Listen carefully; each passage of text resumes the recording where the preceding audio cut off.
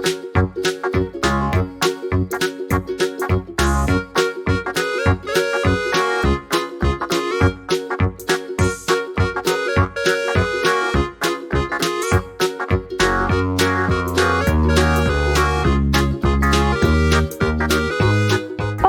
terceiro ano, tudo bem com vocês? Eu espero que vocês estejam muito bem. Estamos começando mais uma semana. Hoje é dia 10 de agosto e nós vamos vir aí começando o nosso terceiro bimestre. Consequentemente, nós precisamos aí procurar o nosso livro volume 3. Então corre aí, pega o livro volume 3, abre em matemática, que o nosso primeiro conteúdo vai ser aí medidas de comprimento não convencionais. As páginas que nós estaremos realizando hoje serão as páginas 3, 4 e 5. E o que a gente faz lá na parte de cima das páginas? Exatamente, a gente vem colocando aí a data de hoje, que é o dia 10/8. Depois que a gente fizer isso, aí sim a gente vem começando a nossa aula, tá bom? Então, bora lá? A gente tem um troca de ideias aí na página 3. Vamos ler juntinhos? Gabriel e a mãe estão de mudança para um apartamento em outro bairro. Eles precisam medir o comprimento de uma das paredes da sala para descobrir se a estante vai caber nesse lugar. Mas a mãe de Gabriel se esqueceu de trazer uma trena, ou seja, eles vão estar aí utilizando os passos para ver se realmente vai caber aí o móvel, a estante, né? Então nós vamos observar aqui a fala da mãe do Gabriel. Vamos medir essa parede usando passo. Através dessa medida, aí ela vai ver se essa estante cabe ou não cabe nesse determinado espaço, tá bom? Vocês podem estar utilizando aí em casa também, quando quiser, a mamãe quiser modificar aí a posição dos móveis, vocês podem estar utilizando esse tipo de situação, de medir com passos, até porque no caso, pode na casa de vocês não ter aí 1 metro, não ter a trena. Então vamos lá. Vamos observar quantos passos cada um teve que dar para medir o comprimento. Ou seja, a mãe de Gabriel utilizou aí os passos dela para medir esse comprimento e o Gabriel também utilizou. Vamos observar que a mãe do Gabriel utilizou aí 4 passos e o Gabriel foram 6 passos. Uma coisa que a gente vai levar em consideração é que quanto maior é a pessoa, maior é o passo. E aí a gente vai entender que se é maior o passo, para medir um comprimento, vai usar menos passo. Tá bom? Então aí nessa situação vai ser o contrário. Se o passo é maior, vai usar menos passos para medir um comprimento. E se o passo é menor, vai usar mais passos para medir um determinado comprimento. Ok? A gente vai ter aí uma atividade para estar realizando, né? Normalmente nós iríamos resolver aí em dupla aqui na sala de aula, mas nós estamos em casa. Então você vai chamar aí o seu irmão, a sua irmã, mamãe ou papai para estar realizando juntinho com você essa atividade, tá bom? Nós vamos aí estimar comprimentos. Vamos observar que nós temos aqui os pontinhos de como realizar essa atividade.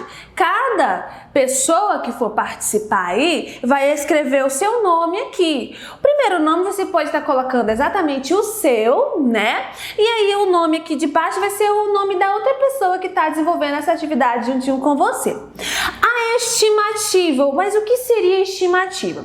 Vocês vão aí observar, escolher aí um comprimento da sala de vocês ou um comprimento da área da casa de vocês. Escolhe aí um determinado comprimento e vocês vão ter que estar utilizando passos para medir esse comprimento, né? Depois que colocou o nome aqui de cada um, vocês vão estimar. Por exemplo, aqui No caso, você vai utilizar assim, quantos passos você acha que vai utilizar aí para medir esse comprimento que você escolheu. E aí o de baixo, quantos passos a pessoa que está fazendo essa atividade com você acha que vai utilizar para medir esse comprimento.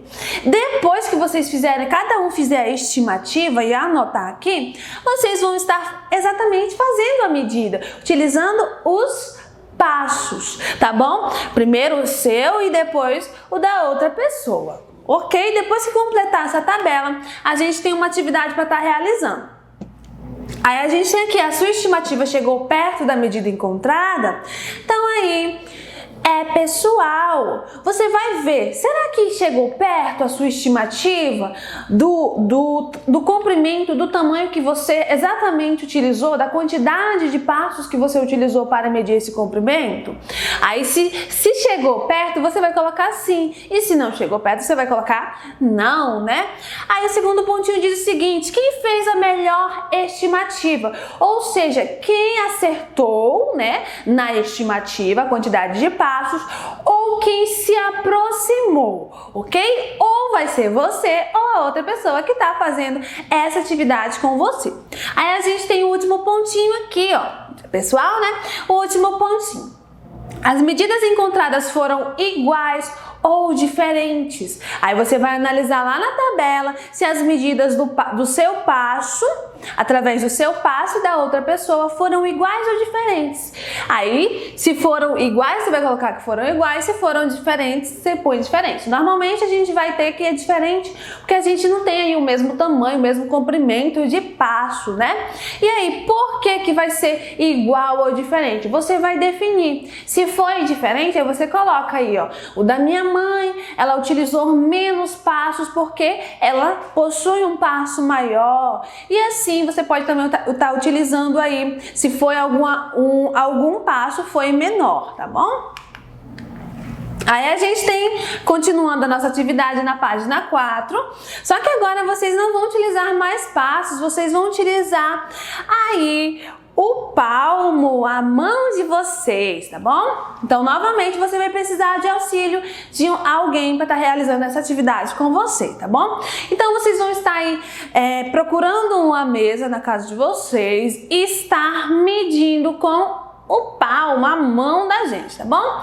Novamente, a gente tem a seguinte situação, né, de completar a nossa tabela, o seu nome e o nome da outra pessoa, e aqui na estimativa, vocês vão colocar quantos palmos você acha que vai utilizar aí para medir essa mesa e quantos palmos a outra pessoa acha que vai utilizar. E aí, novamente, vocês vão estar aí medindo com a mão, mede vai medindo devagarzinho que você consegue concluir até o final, tá bom? Depois a gente tem uma atividade para estar realizando. Será que a sua estimativa chegou perto da medida que foi encontrada?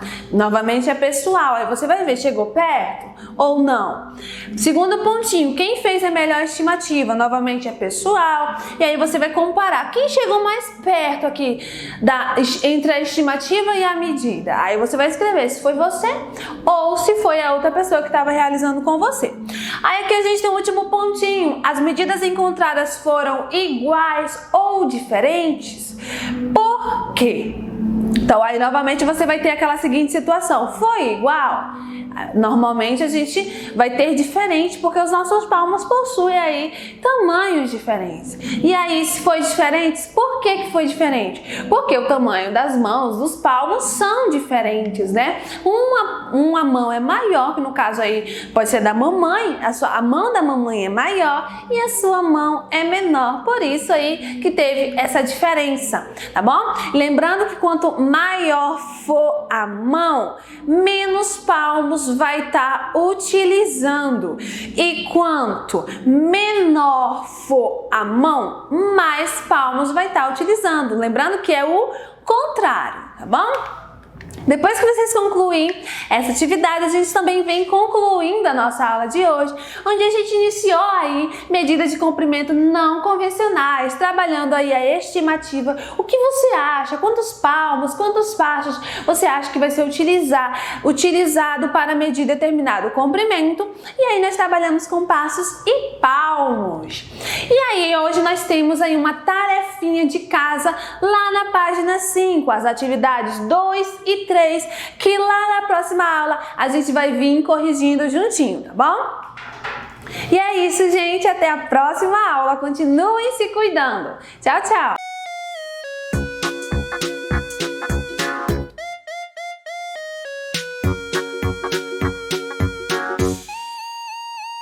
E aí, galerinha, beleza? Quem fala aqui é o professor Thiago de Educação Física. Estamos dando início hoje ao terceiro bimestre, tá bom? De Educação Física. E eu venho trazendo para vocês na aula de hoje, do dia 10, sobre o atletismo, tá? Gravem e anota aí. O professor está começando o terceiro bimestre falando sobre o atletismo. Eu venho trazendo um pouco aqui da história do atletismo para vocês entenderem, tá? Fundamentos e regras. Só um básicozão que eu trouxe aqui para vocês entenderem e a gente levar esse terceiro bimestre explicando todo o conteúdo, tá bom? O atletismo iniciou em 776 a.C., tá? Anotem aí. O atletismo surgiu em 776 a.C., tá? Com a atividade do pentáculo, que eu já até falei em algumas matérias e outras aulas aí sobre o pentáculo. Tá. Foi aonde, professor? Esses jogos foram na Grécia Antiga, tá? Foi uns Jogos Olímpicos no tempo moderno e teve várias categorias que eles foram desenvolvendo de acordo com a necessidade deles naquela época. E é onde eu venho falando também aqui sobre um pouco da federação. A gente foi falando sobre a história e agora um pouco da federação. Para ser criado, logo em seguida, tem que ter uma federação para poder valer uma coisa no mundo todo. Então, o que eles vêm trazendo aqui, ó, as siglas da Federação de Atletismo, que eu posso cobrar em atividade avaliativa. A sigla é IAAF, tá? A Associação Internacional das Federações de Atletismo, tá bom? O que mais que eu vou falar? No Brasil. O Brasil é a organização de competição. Qual é a sigla do Brasil? CBAT. É o quê? Confederação Brasileira de Atletismo, tá? Tudo isso é regra sobre suas federações, sobre suas siglas, sobre tudo. O esporte ficou conhecido no Brasil aonde? No século XX, em 1952. Então, se eu voltar aqui, vocês têm que entender que 776 a.C. surgiu o atletismo em tempo moderno na Grécia Antiga. Já em 1952, no século XX, veio para o Brasil, foi conhecido no Brasil. Por quem? Pelo Aldemar Ferreira da Silva. Quem foi Aldemar? Foi o primeiro medalhista do ouro no salto triplo no Brasil, gravem aí. E esses jogos aconteceram onde? Na Finlândia. Vão anotando. E aqui eu venho trazendo alguns tópicos das suas modalidades. Corrida na pista e corrida com obstáculo e corrida com revezamento. O que acontece? Eu vou trazer imagens para você estar fazendo essa compreensão de como é a teoria e como é a prática, tá bom? Salto e arremesso e arremessos e lançamentos. Aqui eu vou trazendo um pouco das raias, que aqui é na corrida, tá? Corrida reta. E aqui nas atividades é a mesma coisa que eu cobro nas atividades que eu passo para vocês na plataforma. Quero que vocês entendam cada um delas. Tipo aqui a corrida disputada em pista oval. Tá, professor, corre, tá? De 100 metros a 200 metros e a 400 metros. Podem decorar aí. 100, 200 e 400. Corrida disputada com pistas ovais, tá? Redondas. Já a corrida de meio fundo, o atleta não precisa ficar na raia. Por quê? Porque ela é de 800 a 1.500 metros, já é bem diferente. Corridas de fundo, já varia de 5.000 a 10 metros.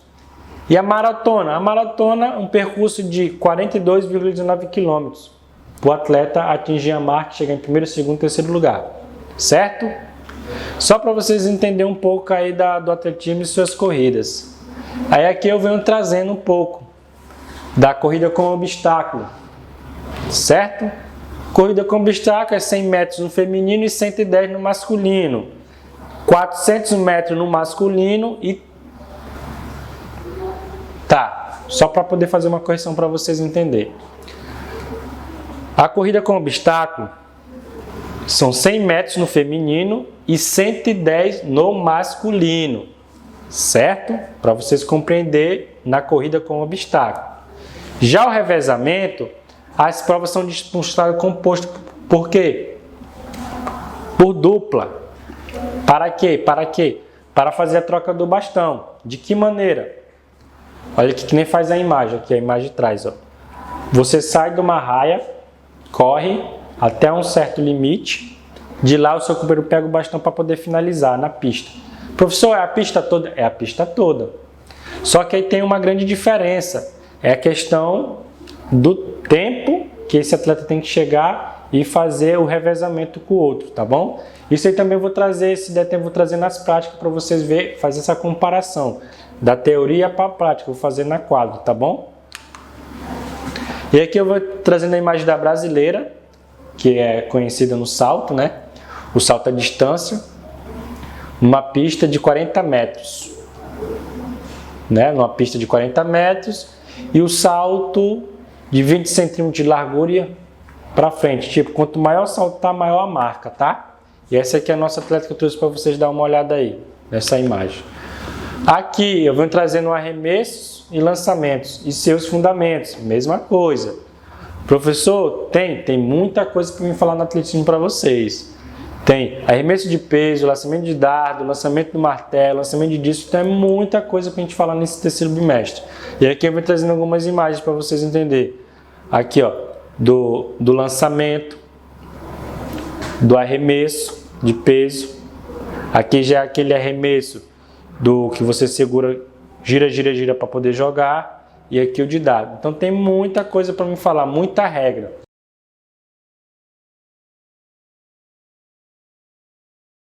Então por aqui eu fico, mais que vocês entendam. Daqui para frente o terceiro bimestre vai ser atletismo e eu vou aprofundar nas regras e vou cobrar nas atividades avaliativas, tá bom? Metro, distância, peso, beleza? Valeu!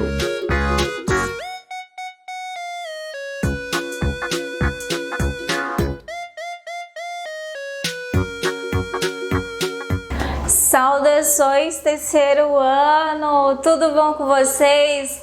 Bom, agora iniciando mais uma semana de aula, viu, terceiro ano? E também iniciando o nosso terceiro bimestre, olha que legal aí! Bom, nesse terceiro bimestre, vamos ver aí o que nós vamos aprender na nossa aula de História. Nós vamos falar um pouquinho sobre os lugares de memória, falando também sobre o Centro Histórico. Terceiro ano eu pergunto para vocês, o que é para vocês aí lugares de memória? Bom, se vocês têm conhecimento relacionado à cultura, relacionado à arte, vocês vão saber o que é o centro histórico, né? O lugar histórico. Falando para vocês, caso vocês não tenham conhecimento, o lugar histórico é aquele lugar onde registra um fato ocorrido. Por exemplo, na nossa cidade nós temos vários centros históricos ou chamados também pontos turísticos, né? São aqueles locais onde a preservação do passado ela fica na memória das pessoas e também na nossa cidade, como por exemplo a Estrada de Ferro Madeira Mamoré. É um lugar o quê? Histórico, um lugar que guarda uma história. Quando você vai visitar, você lembra do passado, você lembra das coisas que aconteceram no passado. Então, isso daí é um lugar histórico. Mas lugar histórico é apenas um ponto de uma cidade? Não. lugar histórico também pode ser uma cidade inteira. A cidade, ela pode representar um lugar histórico, pode contar algo vivenciado no passado.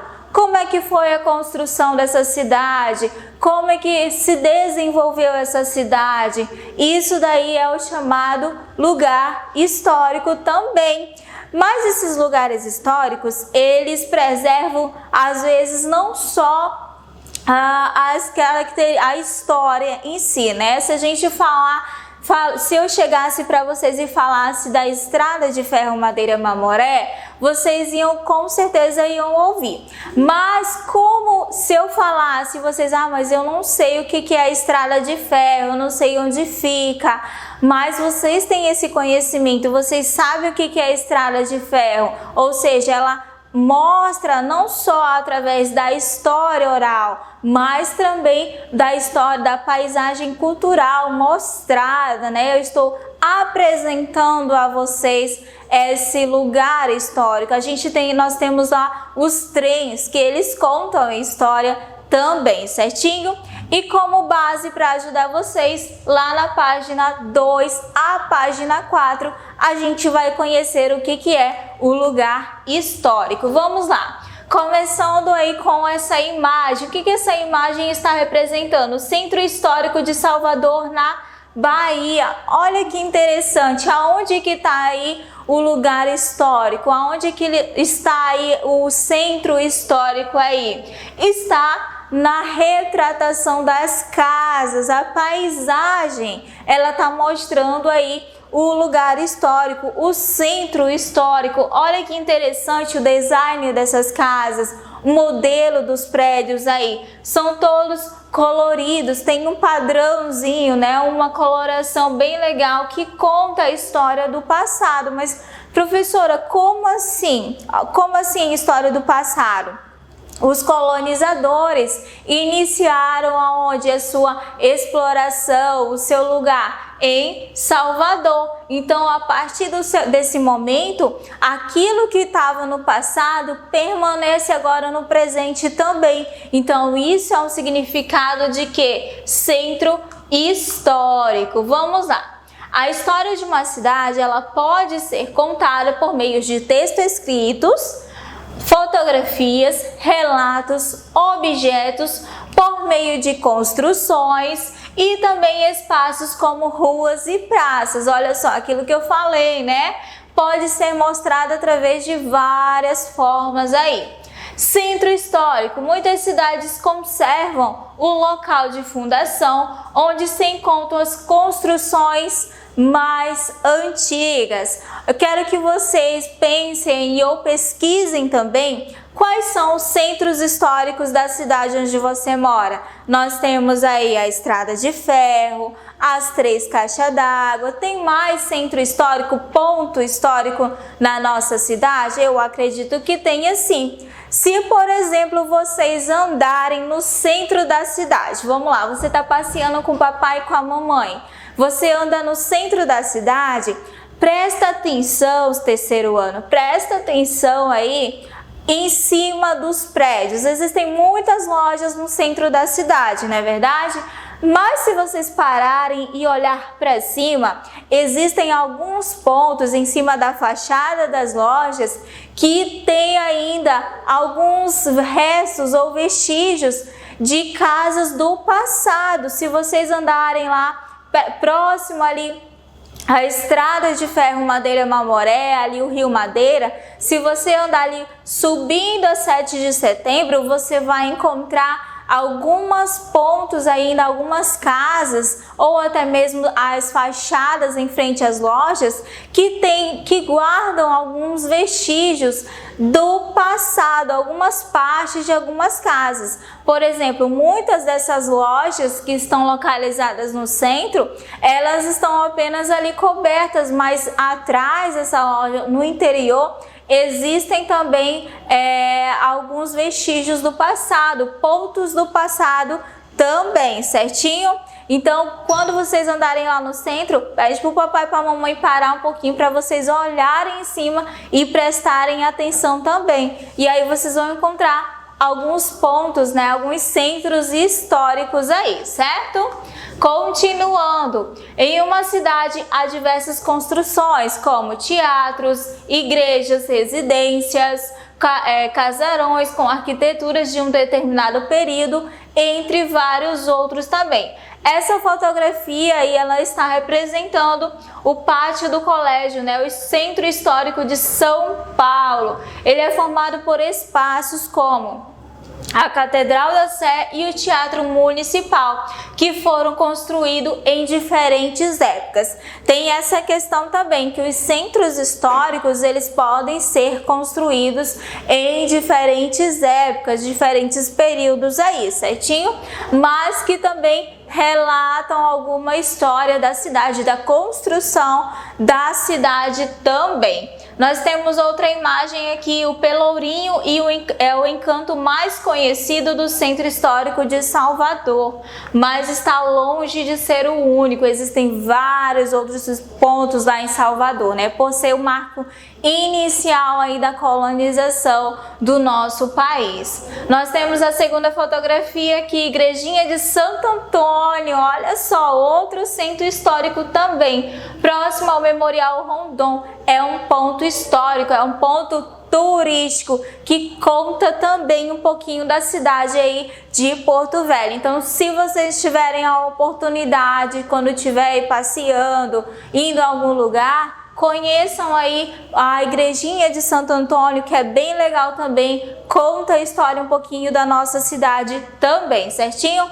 Então, essa daí é algumas características, né, da história, dos lugares de memória que nós vamos falar um pouquinho na nossa aula de história e vai ser muito bacana também. Para casa vai ficar as páginas 2 e 3 do livro de histórias de vocês, ok? Por hoje é só, muito obrigado, um beijo e até a próxima aula.